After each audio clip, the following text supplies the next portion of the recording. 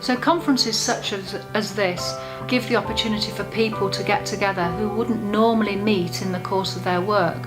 So we have people from many different settings, from specialist schools to special schools to mainstream, parents and carers and indeed relatives of children with autism.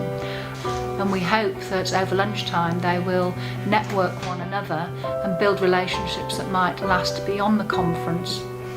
The framework that we are given as managers, as people that are running services for people with autism, having that framework just written down is very complicated, very in-depth and too much. Having it broken down like it was today gives us the opportunity to pass it on to the people that are new to autism, that are coming into the framework, and to be able to understand the people that we're working with in a lot simpler bite-sized pieces, and understand how we can apply the framework to make their lives as beneficial as possible, really.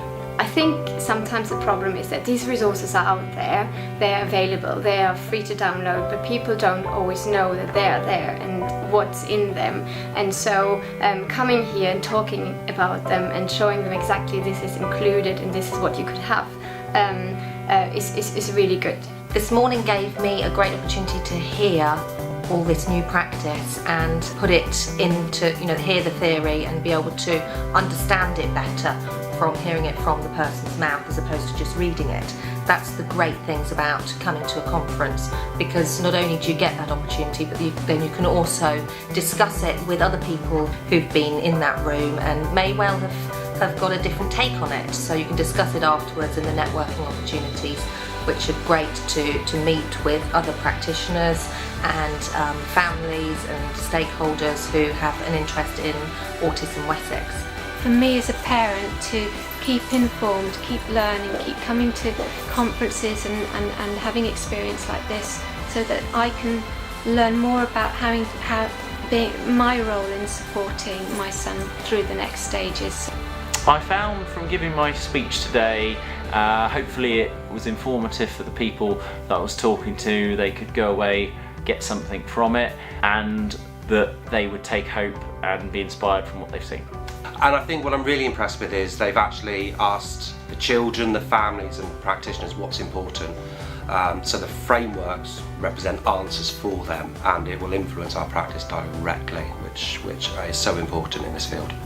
A day like today is really great for me because I always meet lovely new people. Earlier I met Luke, who I've talked to, and hopefully we can involve him in some kind of work that we're doing. It's always great to meet new people, or meeting parents, meeting practitioners.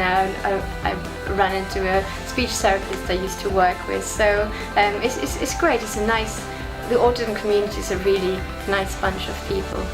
It's a really important day, and it's been really impressive this morning. I think it's going to be very supportive for setting them, for individuals to benchmark their practice, and I think that's going to have a huge impact on the education and the outcomes for young people with autism. And I'm especially impressed with the value base and the focus of the child, not the practice, how we look at the child's needs and meet those needs. So hopefully today has a really positive impact. For me, it's a great opportunity to come out and actually speak to the people who benefit from what we do back in the office. We have a responsibility, I think, to make the rest of the world more sensitive to and responsive to the needs of people with autism. So it's great when we can get involved with, the Autism Education Trust and develop better practice and better services for people with autism more widely in our communities.